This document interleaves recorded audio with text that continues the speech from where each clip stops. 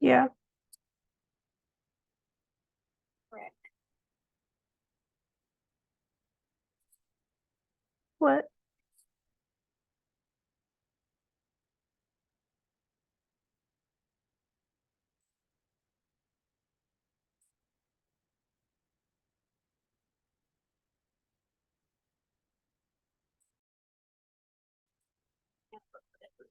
And it's being recorded. What can It said it's recording. hold on?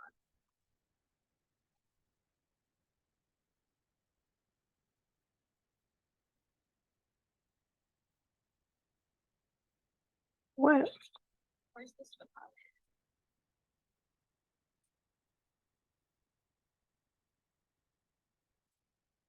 Why is this working?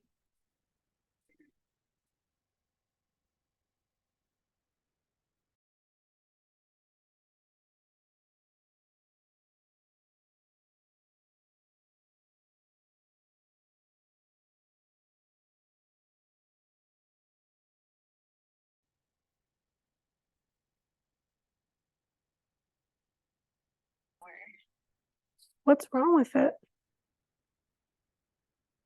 I think that because the Zoom is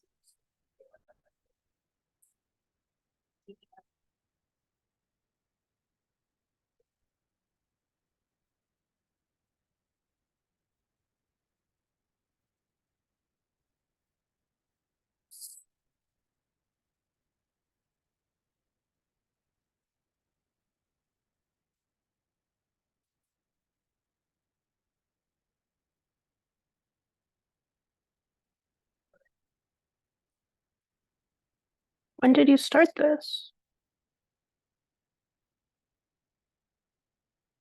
sort of loading.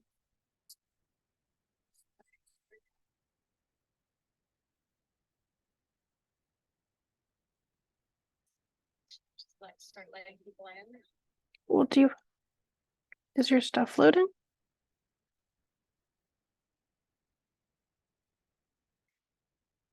Well, what are you gonna do if it doesn't load? Okay.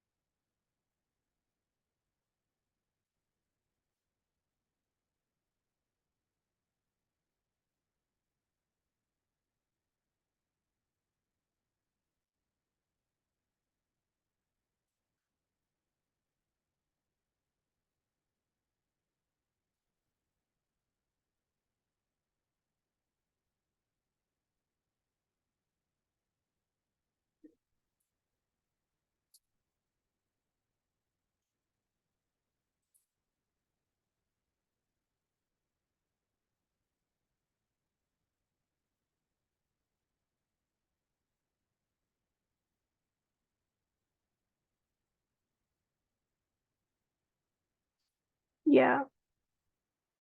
What do you see? What you see?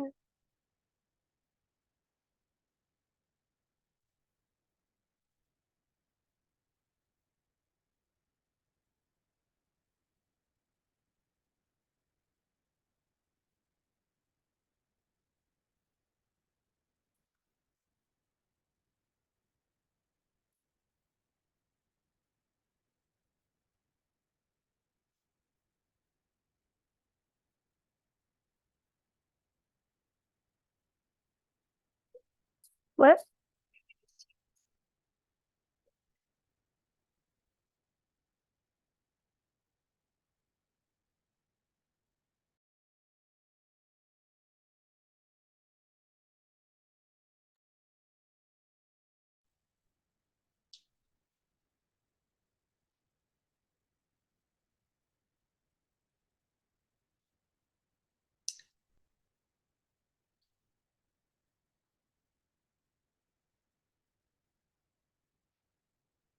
Hello, hello.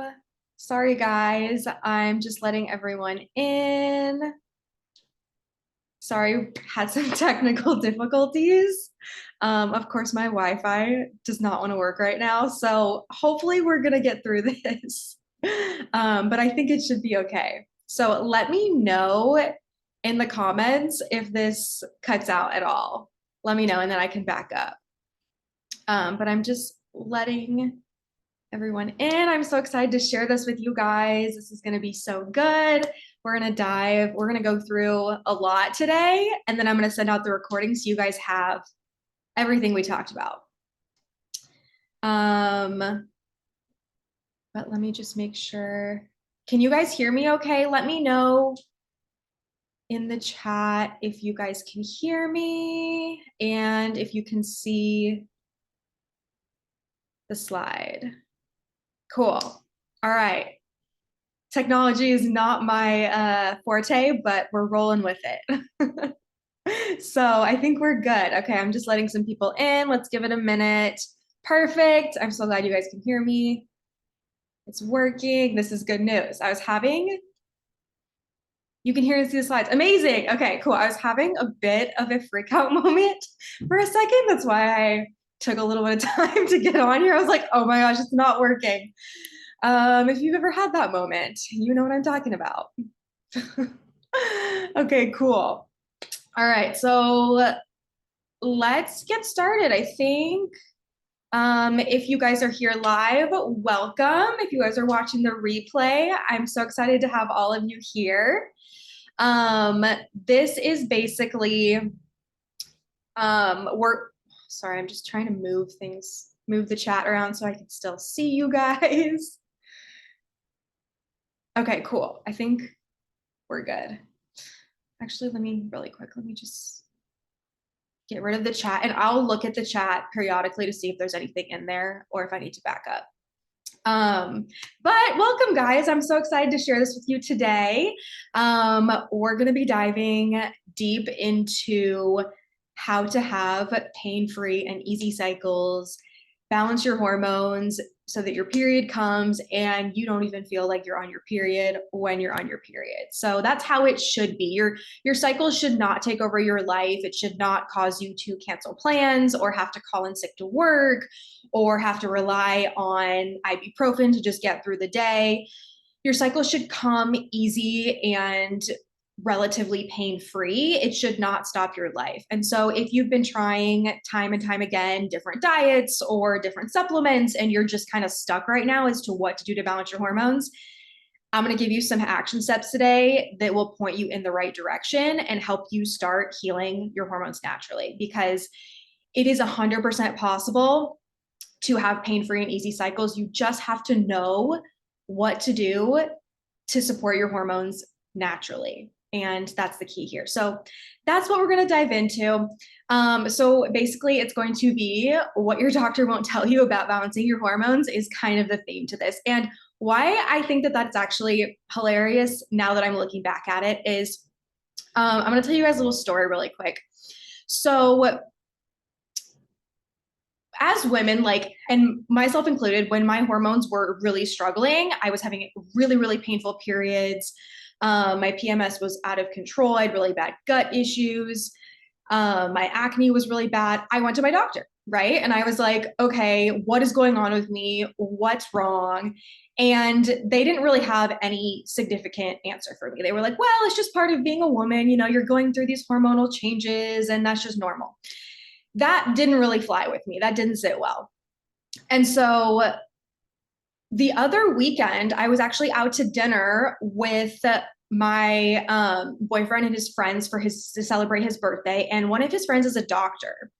And we were chatting, and I was a little bit like, how much do I share with you about what I do? Because I know what you do. But we got to talking, and he was actually so like interested in the nutrition side of things. He was asking me about like what foods he should be adding in and what supplements he should include. And all of these questions that I was just like, you really don't know any of this, do you? And so and I asked him, I was like, how much nutrition do you actually learn in medical school?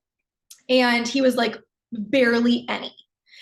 And that's when it really, really hit me that like doctors just don't have the knowledge to help us with these things. And this is where like what I realized was I was going to the wrong place and the wrong people for the answers, when in reality, this is the right place. Like when you dive into your nutrition and you focus on like what foods to add in, what minerals and nutrients you're getting, and focusing on things like blood sugar and supporting your metabolism, which is what we're going to all dive into today, that is the foundation that your hormones need to thrive.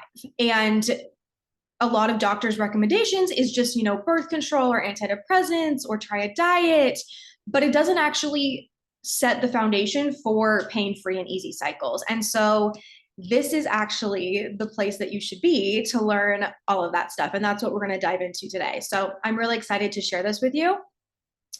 So this is for you if you are ready to take the confusion and frustration out of dieting. You're ready to basically learn how to change the narrative from like restricting, just cutting out foods, just avoiding things like the typical advice of avoid gluten and dairy and sugar. And you're ready to take the guesswork out and stop the trial and error of like adding in different supplements and like saying, okay, is this what my hormones need? What about this diet? You're done with that. And you're like, no, I just need some hard-hitting action steps that actually support my female physiology. And that's exactly what we're going to dive into today. Because really like what your hormones are craving is not, they're not struggling because you're eating too much gluten, dairy, or sugar or processed foods. They're struggling because they're lacking the tools and the nutrients that they need to thrive. And when you start to add those things in, that is when the narrative changes. And that is when you start to have pain-free and easy cycles that just show up without like the huge drama of PMS symptoms beforehand. So that's exactly what we're going to dive into today. But before we go there, I just want to introduce myself real quick to those of you who don't know me, who haven't talked to me before. I'm Becca. I'm so excited for you guys to be here. I'm a holistic nutritionist, and I help women balance their hormones naturally so that they can have pain-free and easy cycles without having to rely on restrictive diets or medications. But more importantly, I was once in your shoes, so I know what it's like to feel like nothing is working and that you are trying all the right things and that you can't possibly get stricter with your diet because you're already doing everything. I saw multiple doctors and naturopaths and acupuncturists, and no one knew what was wrong with me. No one could tell me like what the root cause, what actually was. And I tried probably every single diet out there. And none of them worked because none of them focused on my female physiology. None of them had my hormones in mind. So I basically said enough was enough. I took a break from the like supplement cabinet I had of like 20 different supplements. And I really went to work on nourishing my body. And that is when the narrative changed. And so that is the key piece that we're going to talk about today and break down exactly how to do that. So again, this is what I did that actually worked for me, was setting that nourishing nutritional foundation. Without that, you can take all of the crazy supplements or like meditate or, you know, do all the crazy diets, cut out the foods. But if your nutrition, if you're not fueling your body properly, you're not giving your body the nutrients and energy it needs to prioritize your hormones, then it's going to feel like you're always missing something and there's always a missing piece there. It's kind of like, and I see this time and time again where people have like a cabinet full of supplements, and the supplements and like the extra frills, it's not that they don't always work, because there's a time and place for that, but it's kind of like they're the toppings on the pizza, right?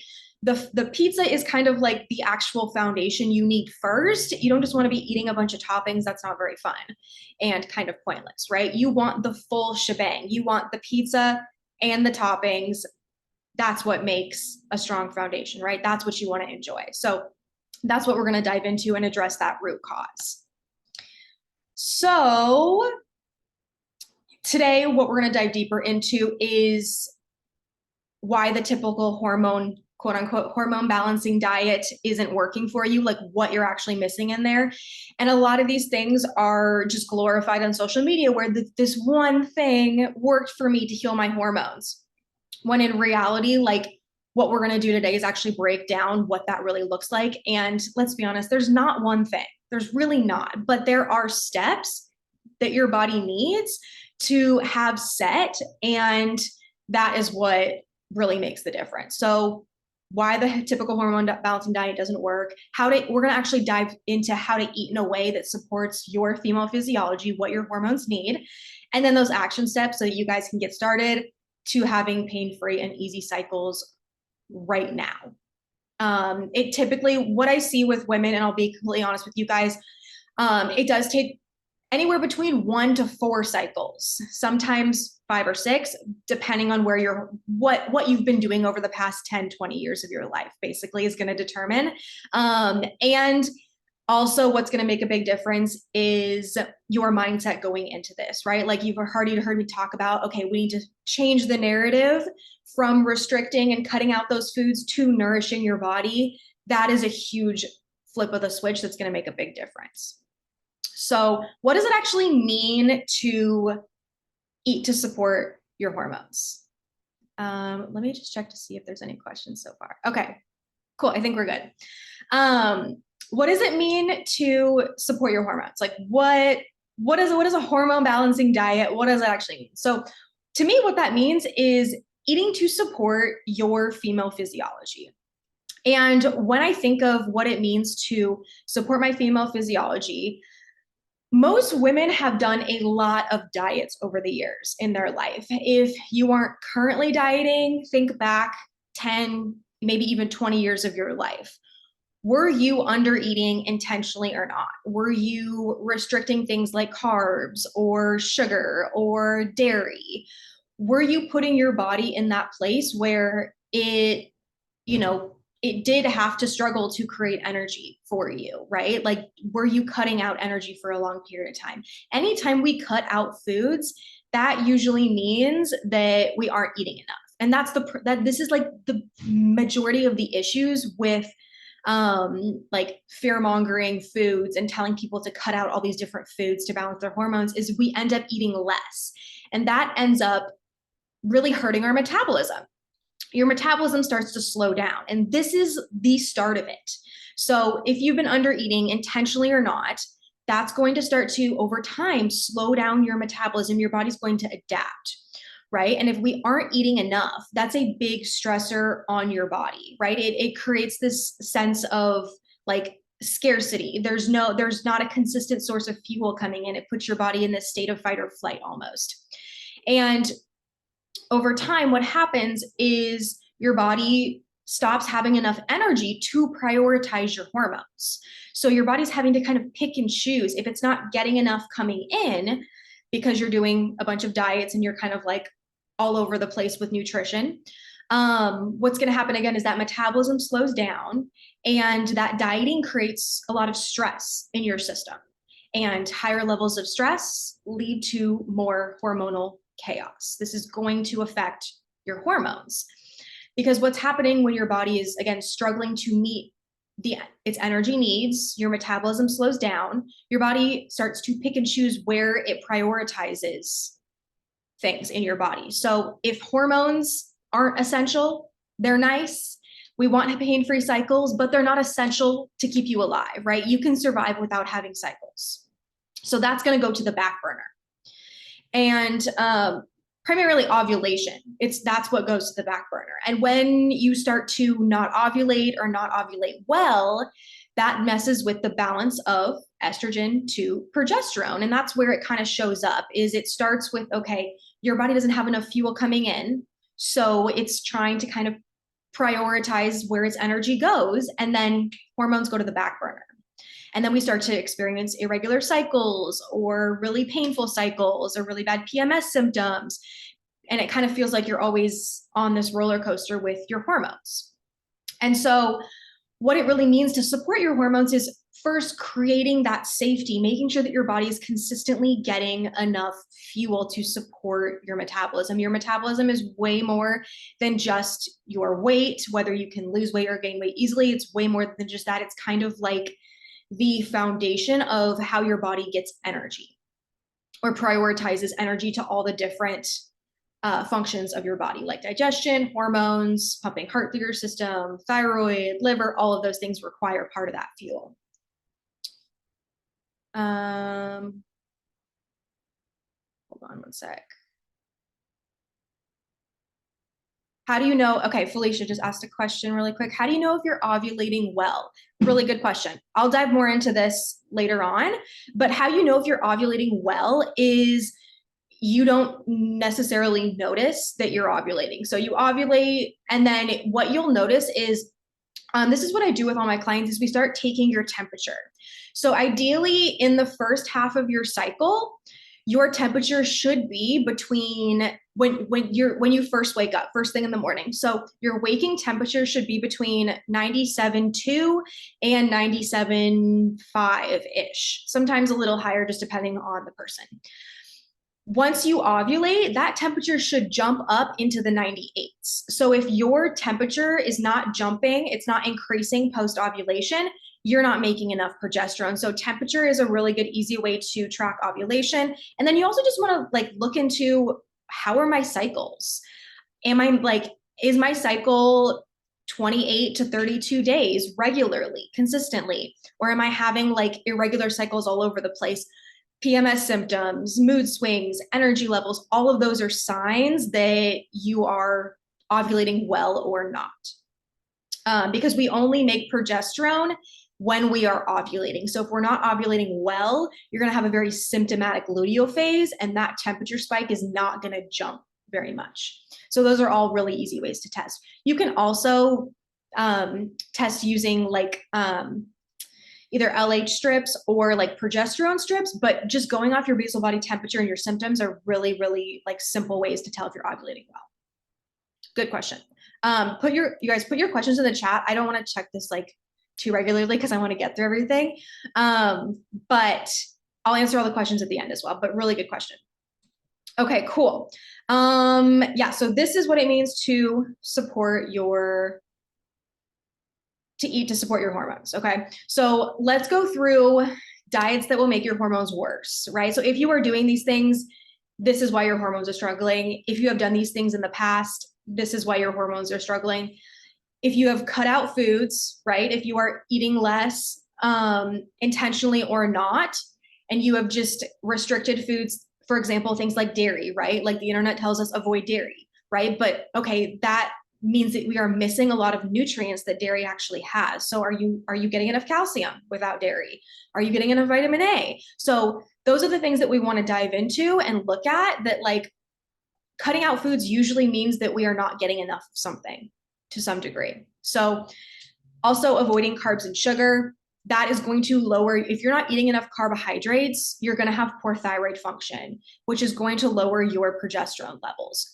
So that lack of glucose over time, again, is going to slow down your metabolism. We want our body to be able to digest carbs very, very efficiently and be able to handle, again, everyone's different, but a balanced amount of carbohydrates. So we're going to talk about how to balance your meals and stuff, but always balancing your carbs will allow your body to actually utilize carbohydrates very efficiently. You don't need to restrict them, and your body does so much better when you keep them in. And when I'm talking about carbs and sugar, I'm talking about like nutrient dense carbs and sugar, things like fruits and root vegetables, maybe some raw honey, or even like fruit juices. So you want, and then maybe even like in your luteal phase, when you need some heartier carbs to balance your blood sugar, things like sourdough or white rice, maybe more potatoes, those kinds of things. So we'll talk about some cycle specific stuff, but we need carbohydrates is the end of the story. Fasting also will like cause hormonal chaos. Fasting, again, you're restricting the time that your body is getting consistent fuel, which means that you have to tap into your backup system. You have to use another source of fuel, which is cortisol. That's what happens. Your backup generator kicks in, which is stress hormones, and higher levels of cortisol are going to block progesterone receptors. They're going to slow down your metabolism, and they're going to lower your thyroid function, specifically the production of T3, which is your active thyroid hormone. So these are the diets that are going to make your hormones worse, whether you're doing them now or you've done them in the past. It's going to continue to contribute to that hormonal chaos. Okay. Other things that are going to make your hormonal issues worse are, and again, before I go into like these things that aren't nutrition related, this doesn't mean that you can't use birth control, you can't use antidepressants or any medications or those things. The idea is that you're focusing on replenishing the nutrients and the minerals that these things also deplete. So I have clients that still use birth control. That makes them feel really good to be on birth control, and that's totally their prerogative. But what we want to make sure is that they're supporting the nutrients and minerals that these things deplete, because they do have an effect on our physiology. Birth control depletes us of majority of our essential minerals that we need to balance our hormones.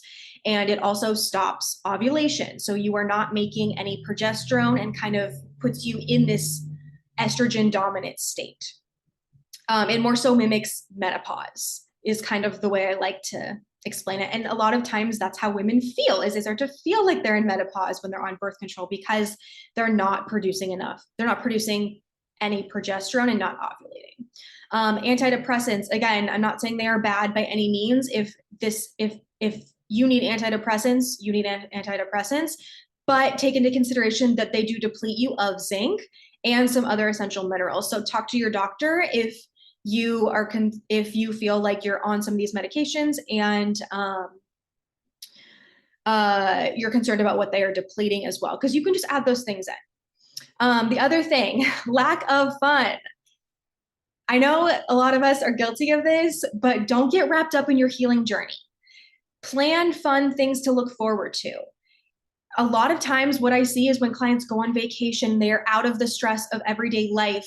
Maybe they just plan a girls' night. Like, it just, at the time, it feels like you don't want to do anything, but putting yourself in that situation where you are like having fun makes such a big difference in your hormones. I promise you. So, before we dive into the action steps, I want to kind of give you guys a little bit of a picture of how this works, and what I've done with this is what I do with all my clients, really, but one of my clients specifically, I think this story a lot of women relate to. So this is Sadie's story. So when she came to me, she was experiencing 45 plus day cycles, right? She had really, really painful periods, and her mood swings were out of control. Like, her partner was like scared of her before she got her period. If anyone can relate, you know what I mean. She had really bad anxiety also right before her period, hormonal acne. She was bloated all of the time. And it wasn't just around her period. This was also happening around ovulation as well. I see a lot of both sides of it, where it's sometimes women have both symptoms around ovulation and before their period, or one or the other.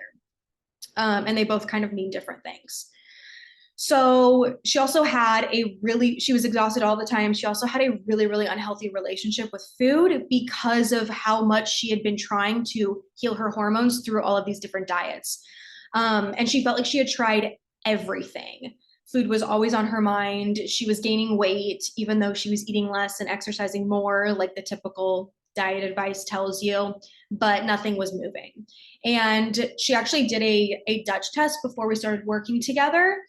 Or like when we initially started working together, and her hormones showed that she had really low cortisol and low progesterone and high estrogen, which is everything I told her was going on before she even took the Dutch test. You don't need to take lab tests to understand what's going on with your hormones. You just need to listen to your symptoms, track your cycle, and start to implement these things that we're going to talk about.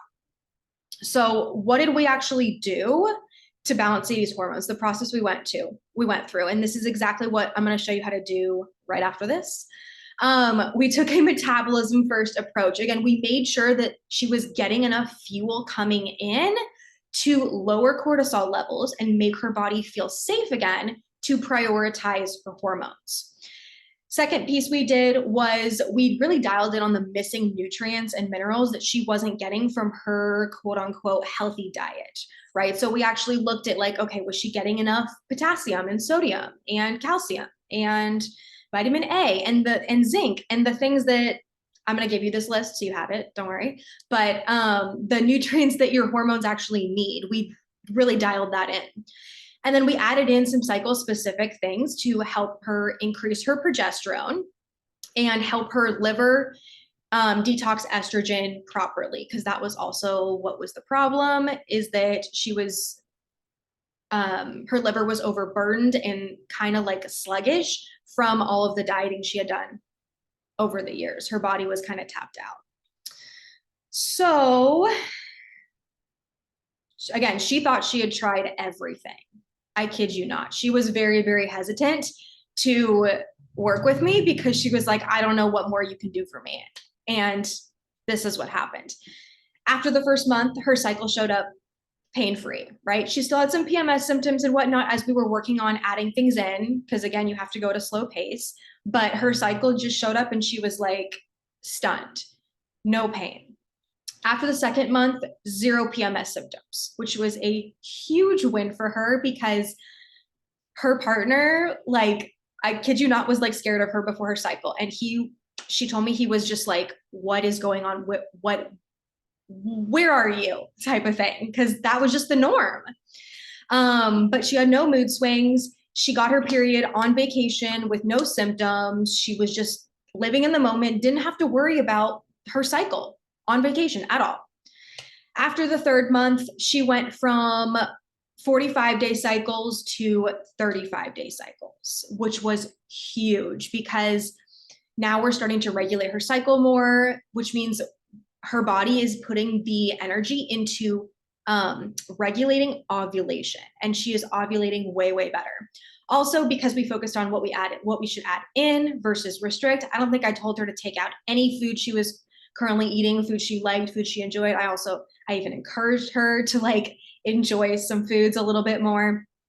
She really started to change the way she saw food and her body, and really started to like really embrace her feminine side more, and just felt more confident in herself, and felt like, you know, she just had a way better relationship with how she saw food.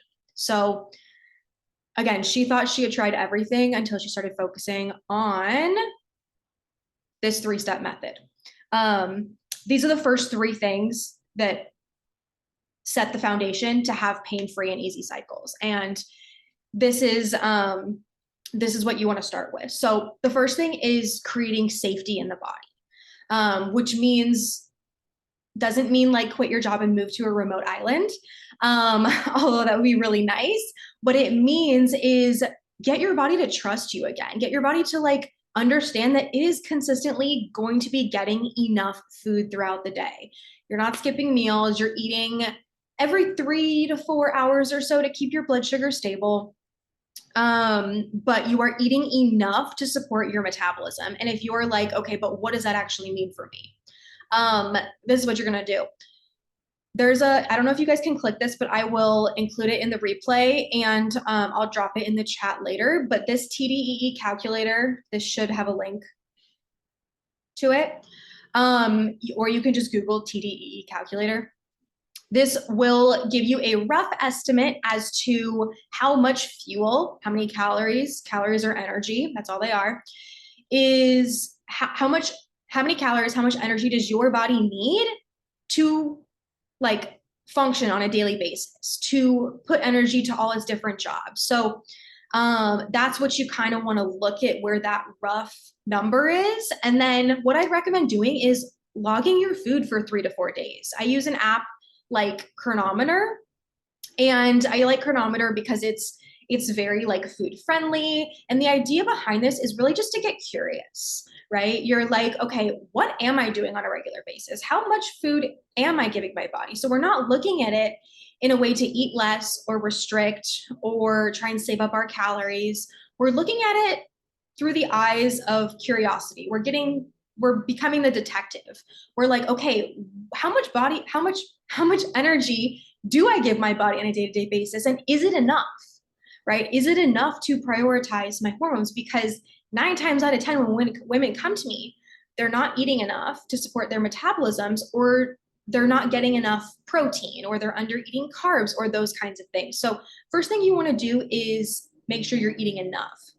Once you kind of see where you're currently at versus roughly where you need to be, and usually, again, this is a calculator. So yes, it's not going to be 100% accurate, but usually I find that some women actually need more than the calculator says, especially in their luteal phase, the 2 weeks before their cycle, because of progesterone, than less. So you kind of want to listen to your body and you want to go slow. You're not just going to like start eating 500 more calories tomorrow.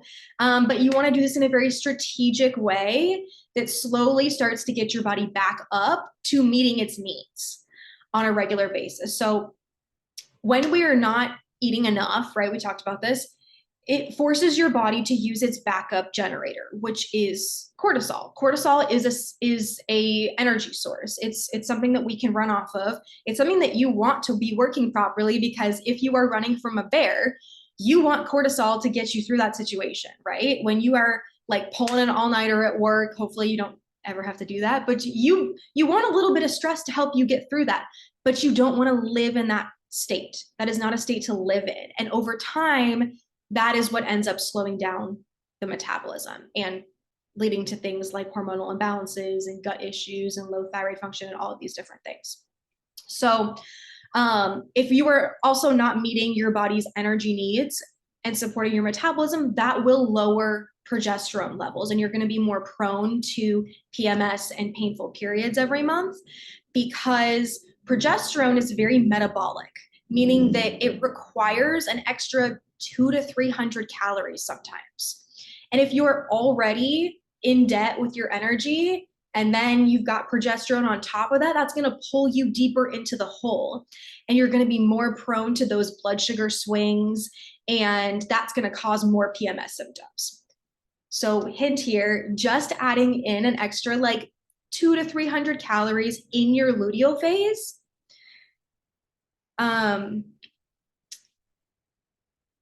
Okay, cool. Sorry, I thought something happened with the Zoom. Okay, we're good. So just adding in 200 to 300 calories in your luteal phase can make a world of difference with your PMS symptoms, things like mood swings, energy dips, cravings. Like these are all, if you think about it, they're all signs that your body needs something, right? It's asking for something, and what it needs is more fuel. Because if we do have higher levels of cortisol, that actually blocks progesterone receptors. And we'll talk about this a little bit later on. But because cortisol is kind of more of like this fight or flight hormone, and progesterone is actually this like calming, relaxing hormone, you can't have both of them at the same time. Your body wants you to get through that stressful situation and not like take a nap right there. So what you can do, again, to support your metabolism is, one, make sure that you are eating enough. Check in, make sure that you're eating enough, and then start eating breakfast first thing in the morning. This is going to support your metabolism and give your body that fuel to start using for energy first thing in the morning, right? So I kind of think about your metabolism as a little bit of like a fire, right? If you are putting a good amount of fuel on the fire, you're going to get that big flame. It's going to create warmth and bright light and energy. And that's kind of what you want your metabolism to be like. So you need to continually be adding consistent fuel to that fire. Otherwise, it's going to start to dim out and get really cold and dim and not create a lot of light and all of those things. And so we want that fire to be fueling and fueling really well. So starting your morning 30 to 60 minutes after waking, have breakfast. And I don't mean grab a protein bar on your way out the door, eating it in your car on your way to work. That's not going to cut it. You need to sit down and have a balanced breakfast with enough protein, carbohydrates, and a little bit of fats, right? Get your body in that rest and digest state and have a solid breakfast. Again, what that's going to look like is going to differ for everyone depending on where you're currently at and how much your body needs to function and your activity level. But eating a balanced breakfast, so things like eggs with some cheese and fruit and maybe a piece of sourdough toast, right? Like that is a full breakfast versus like, okay, I'm just going to grab a protein bar or I'm just going to grab like 2 eggs and that's it, right? That's not going to cut it. Fuel your body, especially first thing in the morning. That's going to make sure you have enough energy to keep you full and satisfied. You're not going to get cravings or mood swings or that energy drop. Like that's going to fuel your fire. So starting your morning with a balanced breakfast is the first step. Note on that, because I know I'm going to get this question. If you are not hungry first thing in the morning, that is a sign that your body is running off of cortisol. So stress hormones, again, when you're in that stressful situation, you're running from the bear, your body is going to not want you to stop and have a snack, right? It's gonna start to suppress your appetite. And so that's what's going on. You're already running off cortisol first thing in the morning, high levels of cortisol, right? We want a natural like cortisol rise and fall throughout the day. But if you're not hungry, it means you're running off of stress hormones. So you want to go slow, start to add in something small.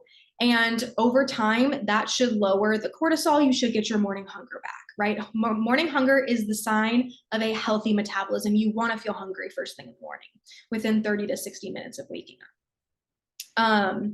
So just starting small, and after 1 to 2 weeks, you should get your hunger back. Okay, so that was step 1. Step 2 is your hormones. I already said this, I know that, but I will say it again because it's so important. Your hormones are not struggling because you're eating too much gluten or dairy or sugar. That's not what's going on. Focusing on all the foods you have to add in, focusing on the foods that you are restricting versus the foods that you are adding in is part of the problem. You want to make sure that you are adding in nutrient-dense foods that are giving your body the nutrients and minerals that it needs to thrive. If you don't feel good when you have a ton of gluten or dairy, that's fine. But just removing them and not focusing on the foods that you need to add in is not going to solve the problem, right? If we're having sensitivities to things, we want to ask why. Why is our body struggling to digest things like dairy? Because ultimately, we have a built-in mechanism to digest dairy. Our body should produce an enzyme called lactase that should break down dairy. But when we have lower thyroid function and slow digestion, and we're not making enough progesterone, those things stop producing that enzyme to break down the dairy. So it's not the dairy, it's your gut. So fixing your gut. I have clients that were told they were lactose intolerant their entire lives, and they're starting to eat real dairy again without any issues. So it's not necessarily, I don't mean just go eat a ton of dairy if it doesn't make you feel good right now, but you can digest dairy when you start to have a more resilient metabolism and your digestion improves. So that was a little bit of a tangent, but you want to focus on the things that you can add in to help support your body and that will also help make your metabolism more resilient. So really changing that mindset from restriction to nourishment. And when your metabolism is healthy, when you're eating enough consistently, you can enjoy foods that don't have as much nutrition in them. If I want a slice of apple pie, I'm like, all right, great. I'm going to have a slice of apple pie because I know that apple pie, even though it has gluten in it, it has a ton of sugar, it's not going to make me feel like trash because my body can actually process that very efficiently. My system is very efficient. And that is what you want to build, is that resilient metabolism that allows you to have the foods you love, but you're also adding in the nutrients that you need to help fuel the fire. So let's talk about what foods you should be adding in. This is not a all-inclusive list, but again, there's foods, but then we want to also look at what nutrients we're getting from Because there are a lot of different foods that have crossovers. So we want to make sure that we're getting the nutrients and minerals that our hormones need to have pain-free cycles that don't take over our lives. And this is when we start to add these things in, even slowly. It doesn't mean you like go from 0 to 100 overnight, but maybe you start adding in, this is kind of a little bit of the order of operation I would go. Sodium and potassium, getting enough sea salt and getting enough potassium-rich foods helps support your adrenals, which helps lower cortisol levels. And so foods that potassium and sodium are also really important for producing stomach acid, for insulin resistance, for making our cells more sensitive to insulin, a lot of different things, mental health, all of these things. So, and getting enough potassium, let me tell you, it's kind of like a part-time job. Most people don't get enough potassium because a lot of women are restricting the foods that have a lot of potassium in them. So things like coconut water, tropical fruits like mango or pineapple or watermelon, or I'm like, what else has potassium in it? Papaya. Papaya is really, really good because it's also great for digestion. But things like potatoes, when you're getting potatoes on a regular basis, you're getting a ton of potassium. Things like orange juice, winter squashes, sea salt. See, the sea salt is the sodium part, not the potassium part. But getting enough sodium and potassium can make you feel like a different person. That will definitely help with your energy levels and your digestion, and that will in turn help with your cycles. So also B vitamins, I know everyone kind of turns their nose up with this, but beef liver is basically nature's multivitamin. And you don't have to eat it if you don't want to. You can get a beef liver supplement instead, but eating it is honestly not that bad, and it's very inexpensive. And it's honestly better than the supplements, I think. Getting some red meat in, getting eggs and dairy, those are all really rich sources of vitamin A and B vitamins. I just lump them together because they're most things have both of them. Nature has a very interesting way of combining nutrients and minerals so that you because minerals work together, they're very synergistic. You can usually find what needs to go together in nature. Calcium and magnesium. Again, if you are not eating dairy, that's not like a huge issue if dairy doesn't work for you, but you do need to add in other calcium-rich foods, things like, that's supposed to say well-cooked dark leafy greens, salmon, sardines, cacao. The cacao and dark chocolate are the magnesium, and the avocado is also the magnesium.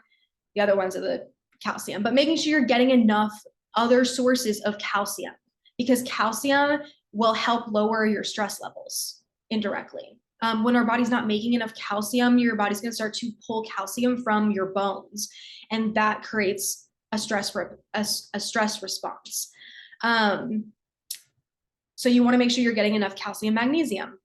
Zinc, this one's so important for progesterone levels. Oysters are basically nature's multivitamin of the sea. So getting oysters in, especially in your luteal phase, oysters or other shellfish, I usually just do like the canned oysters. Crown Prince has a great canned oysters and olive oil. You just do like 2 or 3 of them a day until the can's out. You don't have to do them every day either. Just like getting in 1, or even like start with 1, or getting fresh oysters obviously is going to be the best. Again, you can supplement with these things, but the real thing is just always better and less expensive. Red meat is also a really good source of zinc, chicken thighs, turkey, shellfish, eggs. Zinc, again, we need zinc to make progesterone. It's very calming, relaxing. It's also really great to help with sleep as well. Also vitamin C helps support the immune system, helps support our adrenals. We need those vitamin C rich foods.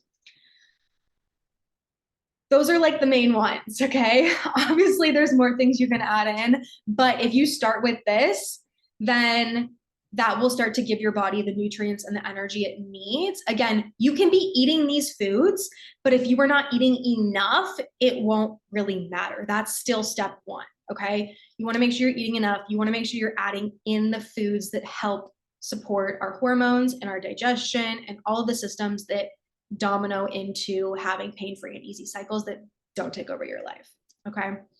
I'm almost done, and then I will answer questions, okay? Okay, cool. Okay, so yeah, so that was what to add in, how to sync them with your cycle. Don't make this complicated. The internet makes this and social media makes this so much more complicated than it needs to be.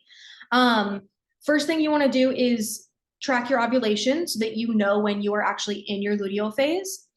And then when you're in your luteal phase, the most important thing out of anything, out of any of the foods you include, is that you are eating enough and you are increasing your calories. If you pay attention to anything, like it's make sure you are eating enough and eating more like blood sugar anchoring foods in your luteal phase, things that are a little bit maybe like white rice or potatoes or sourdough, things that have a little more like umph to them in your luteal phase, because you're more sensitive to blood sugar swings in your luteal phase. So you want more of that like grounding, like none of this just like, you know, grazing, like picking at things, like sit down and have a like hearty meal.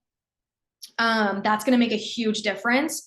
Also making sure you're eating every 3 to 4 hours. Don't skip meals. Again, you are more prone to blood sugar swings, and that's where all the PMS comes in, is when you're not eating enough and you're not like eating enough hearty foods in your luteal phase. So more like potatoes, squashes, rice, sourdough, those types of carbohydrates, and then things like red meat, like beef or lamb. You can also do other things. Like I don't really think that much about like the foods I'm eating in my luteal phase. I think besides oysters, I make sure I get oysters in.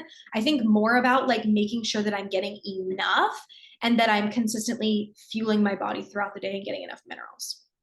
Also, red meat is good to do in your luteal phase because that's kind of helps replenish before you get your period and you are losing some of those iron and B vitamins. You're not just losing iron on your period, you're losing all of your minerals basically. So having some red meat beforehand, because it's more nutrient dense than some of the other meats and like, again, more heartier, that can make a big difference. Those are like the main things that you want to worry about with like quote unquote cycle syncing. Obviously there's like can be more to it, but these are the things that actually matter. A lot of the other fluff doesn't really matter that much. I will be completely honest with you. Okay. Last thing is balancing your blood sugar. Your blood sugar is kind of like your lifeline. Blood sugar is basically like, it makes sure that your body has a steady stream of energy to utilize. And keeping your blood sugar stable, make sure that your body does not start to run off of cortisol and start to utilize stress hormones. So when your blood sugar is stable, that's when you're going to feel more calm and relaxed and energized, and you're not going to experience those feelings of like being exhausted all the time and anxious and cravings. Those are all signs that your blood sugar is off. So to balance your blood sugar, one, you need to be eating enough, like we talked about earlier. And two, you kind of want to think about what each types of food do. So proteins, fats, and carbs are all important. You need all of them. The balance of them is one going to depend on you as an individual, but you do want to make sure that you are combining, I can't talk now because we're deep. We're so close to being done though. Combining a protein, carb, and fat in every meal and snack as best you can. This will keep your blood sugar stable and make sure that you have, again, that steady stream of energy. Most women initially need to have some sort of meal or snack every 3 to 4 hours or so. That's typically what I see. Sometimes women can go 5 hours, but I would say, especially in your luteal phase, try not to go more than 3 to 4 hours. And again, start with that like balanced breakfast first thing in the morning. Protein on its own will lower your blood sugar. If you're just eating like a beef stick, then you're probably going to feel maybe tired, hungry really quickly afterwards. It's going to lower your blood sugar. If you don't have enough carbohydrates on their own will elevate your blood sugar, but together they create balance. So protein plus carbs, and then the fat, what the fat does is kind of slows down the release of glucose into your bloodstream so you can stay full and satisfied for longer. And it's not just like this roller coaster. But usually the fat like comes with whatever the protein is or whatever like you're cooking with. So you don't usually have to add in a ton of fat. So I would just make it simple, pair a protein with a carb, and then you're going to have to kind of experiment with what ratios work best for you.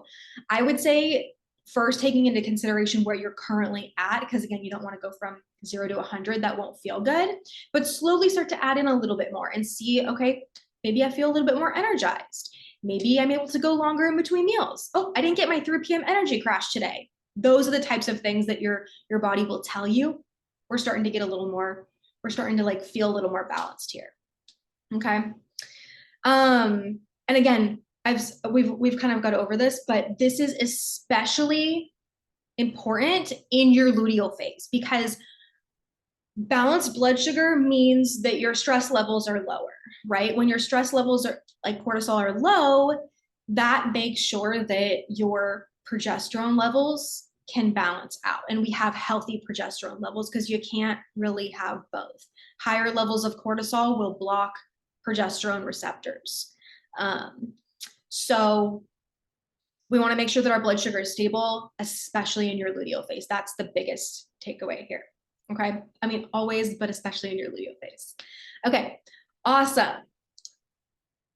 Okay, cool. So those are the 3 foundations. Let's kind of recap it really quick because I know we just went through a lot. You guys will get this replay so you can go through it again and have all the lists and everything that I talked about.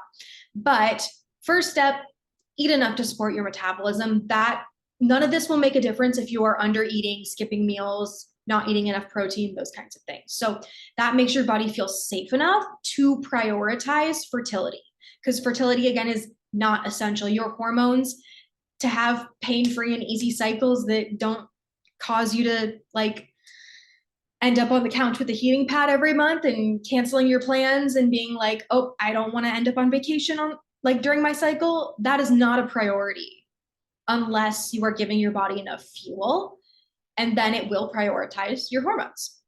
So making your body feel safe enough to prioritize fertility, number 1. Focus on what foods you're adding in and you're getting enough nutrients and minerals for your hormones to balance out. So again, changing that mindset from restriction to nourishment. Focus on what you're adding in.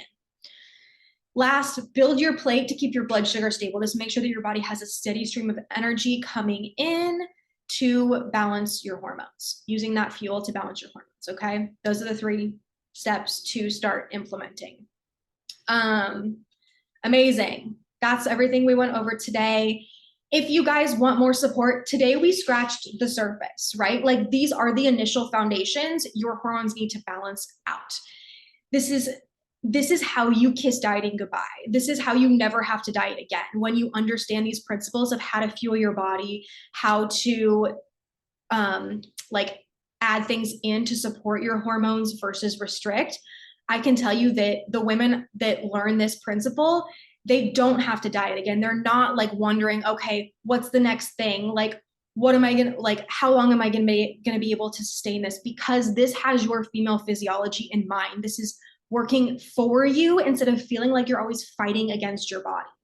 So there is such a better way than hopping from diet to diet, and it is learning how to nourish your body. It doesn't mean you, again, do everything overnight, but slowly starting to add these things in will get you exactly where you want to be, which if you're here, it's pain-free and easy cycles every single month, feeling like you're in the driver's seat with your hormones and you know exactly what tools your body needs. And that just kind of becomes autopilot. So if you are ready for more and you're like, okay, I love this, I want to dive deeper, like give me more support with this because you just know that this is the better way that you've been searching for. I've got something super special for you guys because you stuck with me and showed up today. And I'm so grateful that you guys are here because this was so fun for me to put together and share with you guys.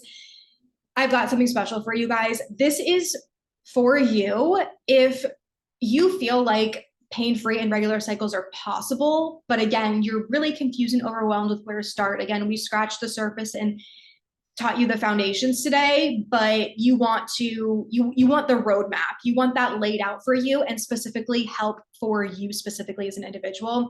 You feel like you've tried everything to balance your hormones, but you still end up with cycles that make you feel like you're just like debilitated every month, and maybe even not even just during your period, but the couple weeks before your period, around ovulation, you just feel like you're on this like hormonal roller coaster all the time.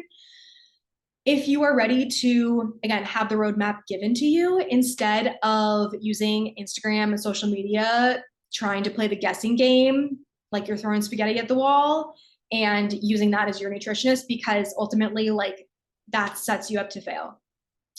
You're ready to take back your health and stop letting your hormones control your life. I can't stress this enough. When you understand this and you're in the driver's seat, you are in control. You are finally in control. You know how to support your body. You know how to listen to your symptoms. You know what your body needs. That is power. That is giving you your power back. You really crave the day where your period just shows up on time without even notice, and you're on your period without even feeling like you're on your period. This next thing is for you.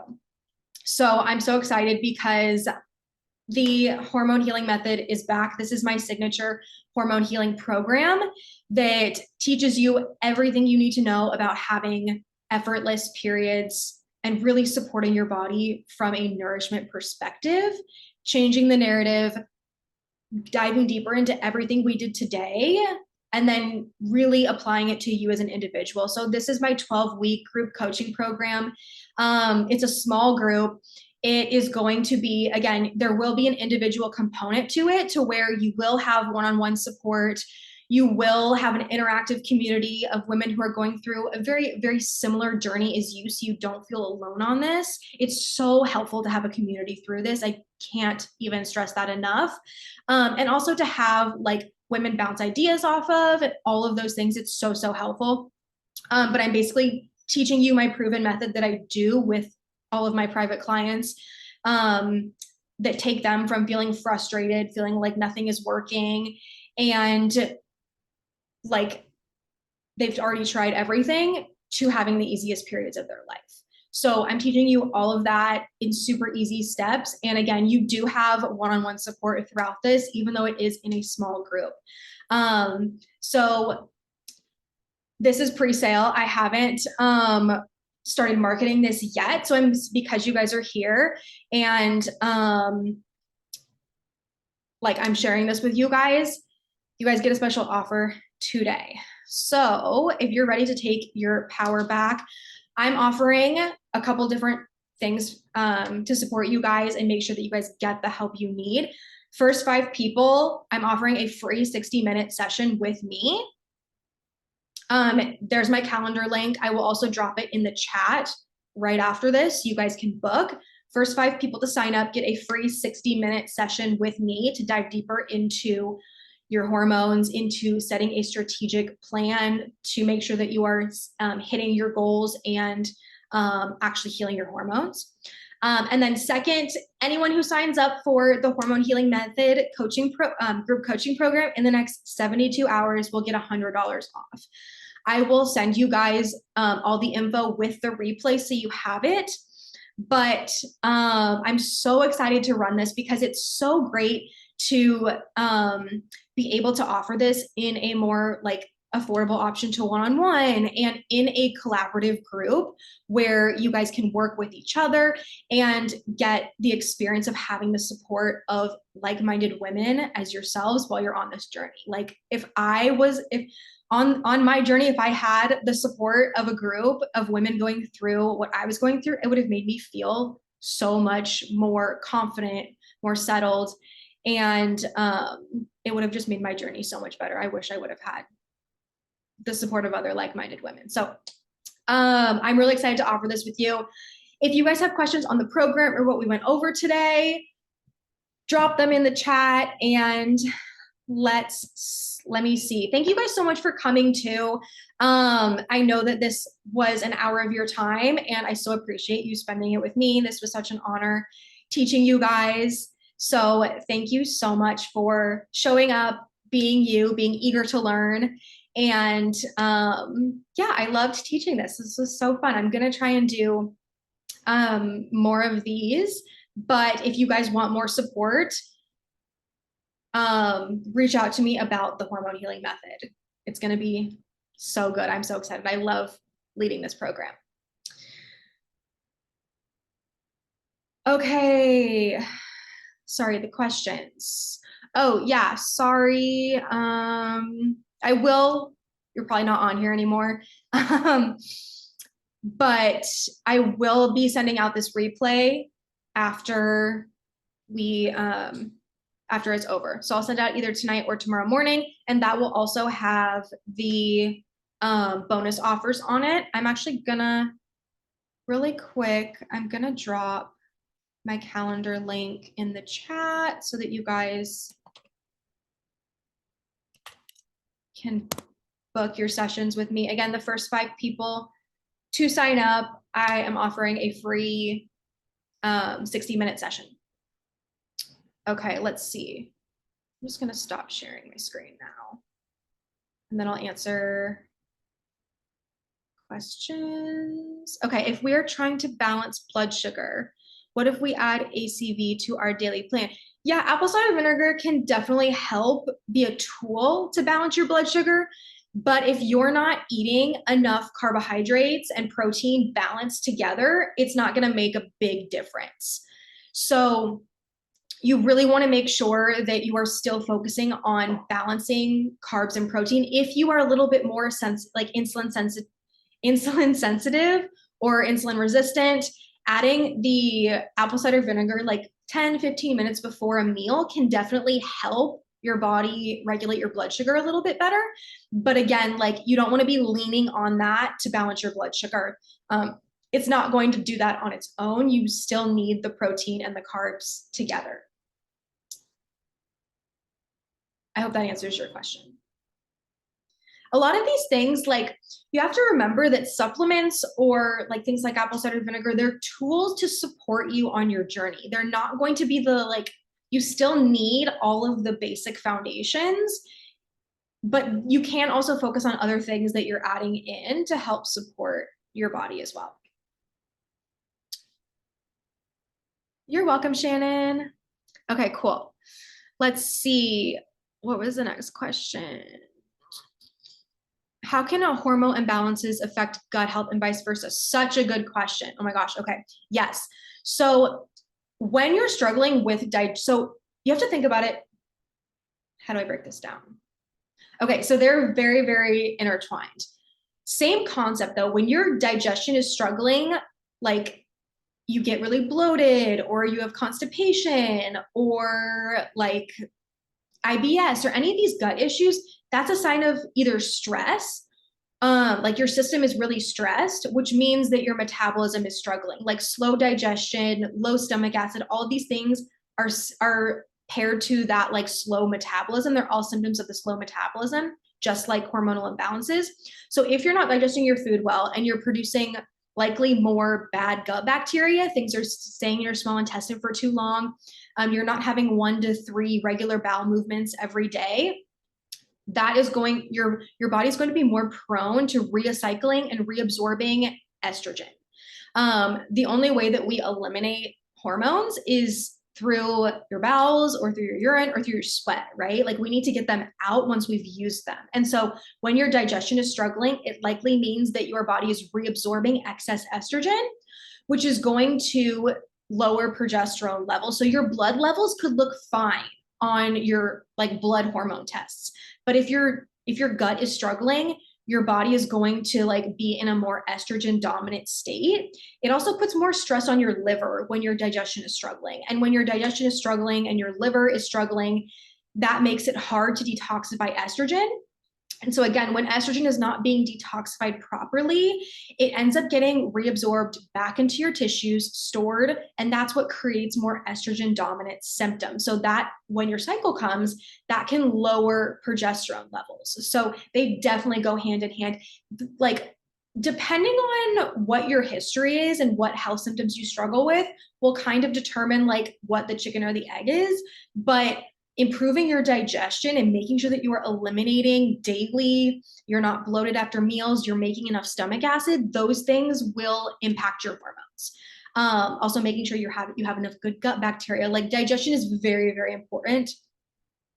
Because when we have too much bacterial overgrowth or endotoxins in the small intestine, that feeds what are called prostaglandins, which is what cause period pain. So if you just kind of see like the cycle there. So I hope that answers your question on gut health and vice versa. They go hand in hand. What counts as the beginning of the cycle? First day of your period or something else? Yes, the first day of your period is day 1 of your cycle. And then once your cycle starts again, that's the next first day. So your cycle would be starting the day you get your period and then would end the next day you get your period the following month. And that's how you determine the length of your cycle. How do you start cycle syncing foods when your cycle is way overdue?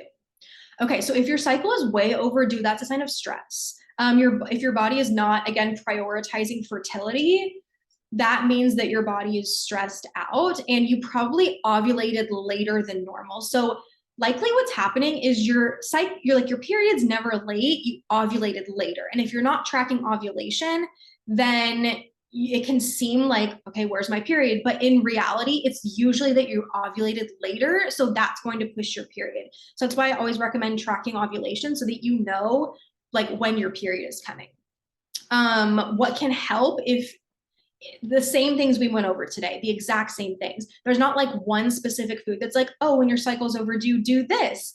Or when you're experiencing like mood swings, do this. Like maybe to a degree, but still what's happening when your body is more stressed and it's pushing ovulation, that tells me that the body doesn't feel safe. And so that would go back to the very first thing that we talked about. Number 1, making your body feel safe and making sure that you are eating enough food consistently throughout the day and supporting your body with enough minerals.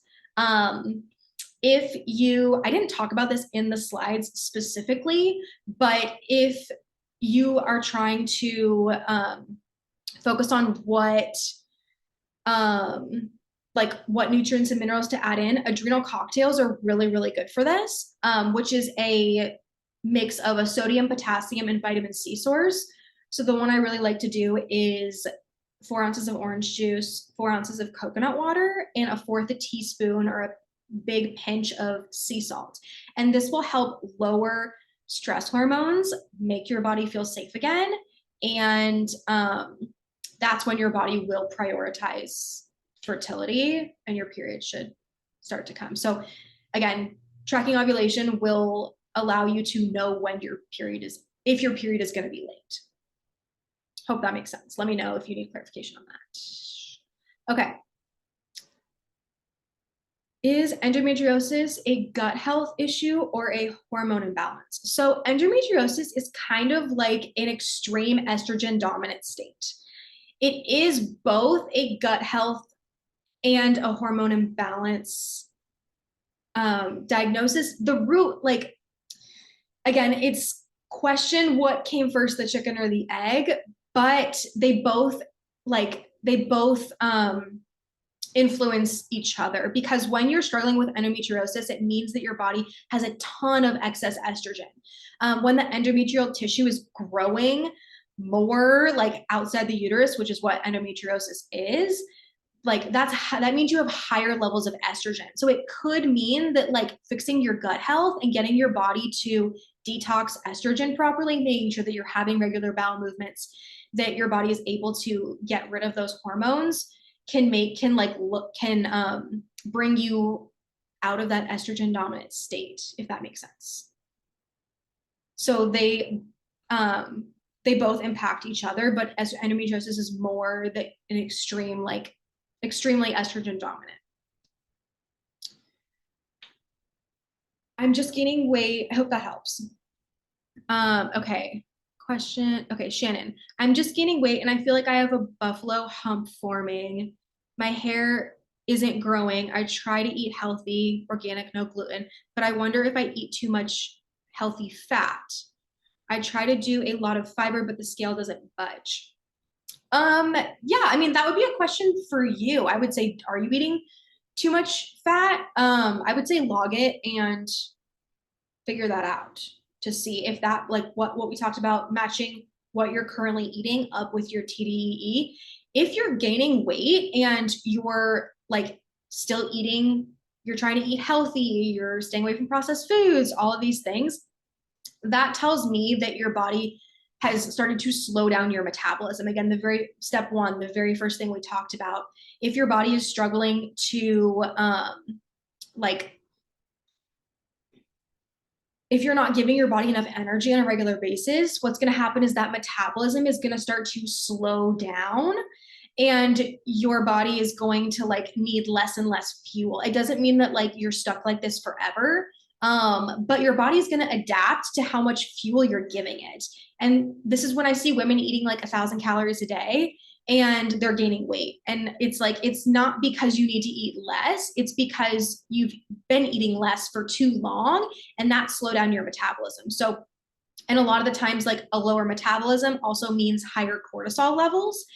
And higher cortisol levels, you're going to hold more quote unquote safety weight around things like your hips, your thighs, your vital organs, basically, because cortisol like stimulates more belly fat and more like of that protective mechanism around your vital organs. So eating too much fat can definitely make a difference, but I would say track it to see. If you're like putting yourself in a true calorie deficit, then you should be losing weight unless your metabolism is slowed down too much, and then you have to go the other way. So you need to focus on restoring your metabolism and then prioritizing your hormones, and that will help you be able to lose body fat in a healthy and sustainable way. I hope that makes sense. What can you do to aid in digestion? So much. So you really want to start with making sure you're eating enough. And I will hammer this down 20,000 times because that is the root cause. If you are under eating, that will slow down your digestion. Making sure that you are pairing, if your digestion is already very slow, adding in things like bone broth can make a huge difference, especially with meals that are a little more dense. So if you're having like red meat or potatoes or anything a little denser, adding in some bone broth can help you break down and digest the food better. What else? Digestive bitters can also be very, very helpful for digestion. That helps you produce more stomach acid so you can break down your food better. The one I recommend is Urban Moonshine or Organic Olivia. So adding in some digestive bitters or apple cider vinegar before meals can both help you digest your food a little bit better. And then a raw carrot salad. I didn't talk about this today, but I've talked about it in tons of my posts and videos and stuff. Having a raw carrot salad every single day, especially if you struggle with gut issues, can really help clean out the small intestine and make sure there isn't any like leftover bacterial overgrowth hanging out in there.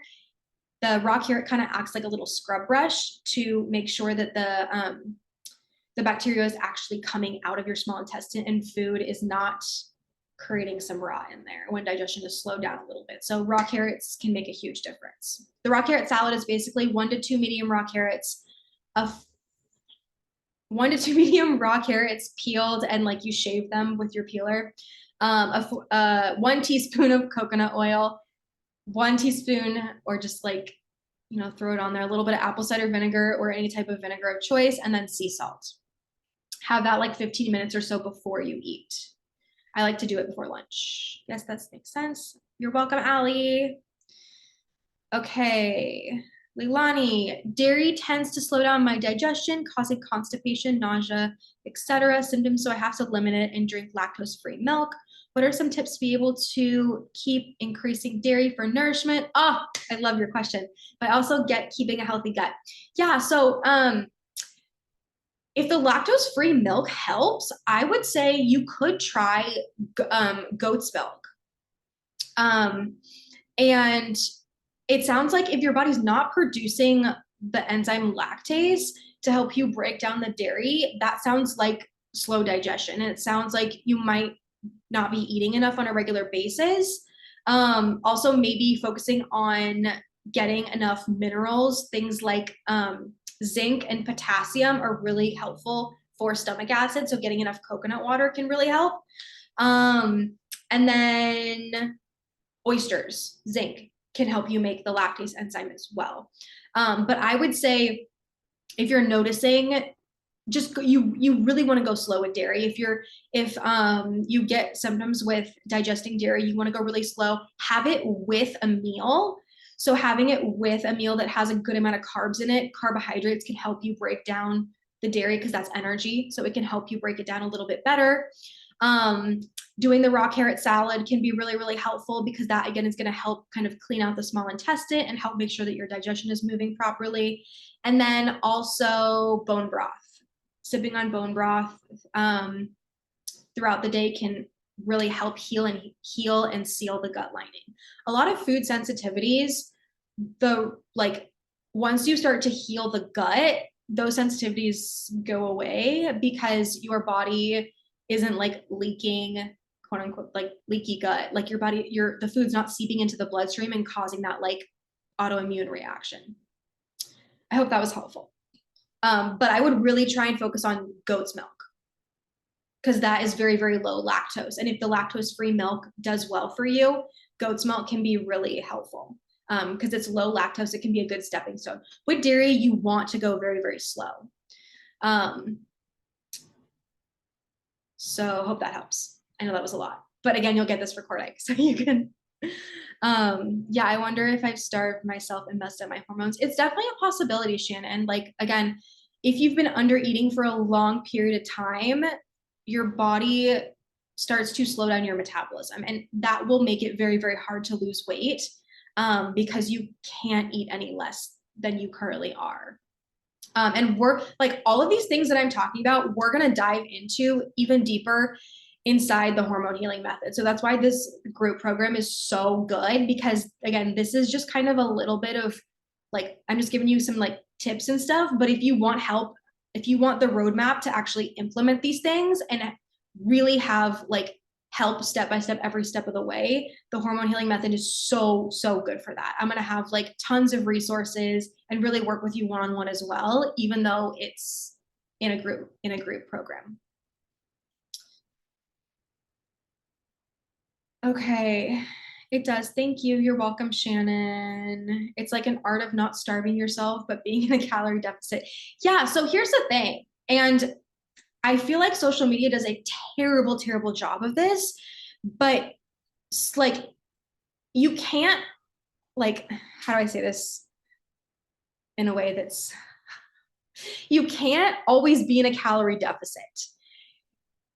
And that is not portrayed enough. If you want to lose weight, sometimes you have to work on increasing your calories first so that you're eating enough.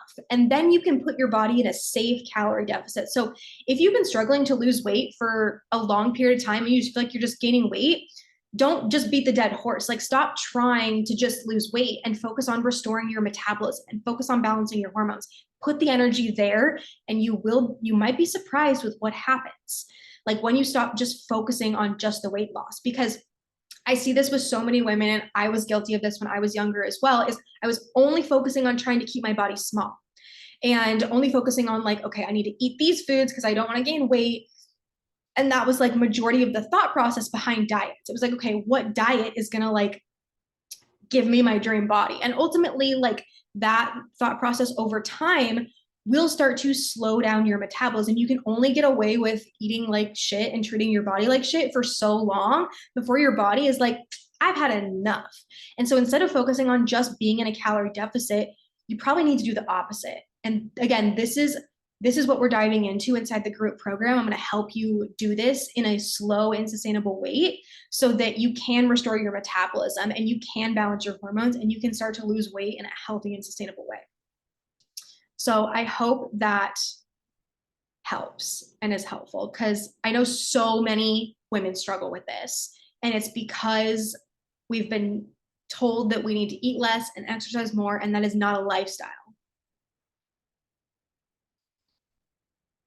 Cool. I'm glad that's helpful. Yay. I'm so glad carrot salads have helped. Keep on the carrot salad. I know that the carrot salad has become very trendy, but ultimately it does really work and make a big difference. I've been doing it like for years, and I try and do it every day. Okay, last question. To add in potassium, zinc, etc., is taking vitamins and supplements helpful until we increase it coming naturally in our food? I notice a lot of supplements lately have added sugars into it too. Are those still positive? Yeah, so I highly recommend, especially with zinc and potassium, you can totally get enough zinc and potassium from whole foods. I don't recommend supplementing those unless you're working with a practitioner. I would never, I don't want to say never, but I would usually never recommend supplementing with potassium, and I would usually also never recommend supplementing with zinc, just because it's so easy to get those from Whole Foods. Getting enough, and you want to increase them slowly. You don't want to go from 0 to 100, so just slowly starting to add in maybe an adrenal cocktail or more coconut water or more fruits, or maybe a little bit more potatoes. Like, you want to go slow with these things, and that way your body can really accept these changes and it knows what to do with them. So I would you can get all of these things from Whole Foods. You don't need to supplement, and I wouldn't recommend you to. So I hope that helps. I'm going to be diving deeper inside the group program into like making sure how much specifically you need to be getting. And how to slowly build that roadmap to get there. Because again, you don't want to go from 0 to 100 and just add in like 1,000 milligrams of potassium overnight. That might not feel very good. So really just going slow with food is perfect, and the perfect way to go. You are welcome. Okay, awesome, everyone. Thank you guys so much for being here. This was so fun. I had such a good time putting this together. You guys will get the replay. And I will send that out tonight, so you guys all have that. This is such a good resource to go back to, listen to again. And again, if you are interested in chatting more, I dropped my calendar link in the group chat, and I will send it in the replay as well, so you guys can book calls with me. And if you're interested in the group program and you also want to chat to me about that too, send me a message. I would love to dive deeper into what's going to be going on in the group, because it is such a good way to learn these foundations and really have that roadmap to having pain-free and easy cycles for the rest of your life and really taking charge of your health again. So thank you so much. It was so awesome being with you guys. And until next time. Okay. Bye.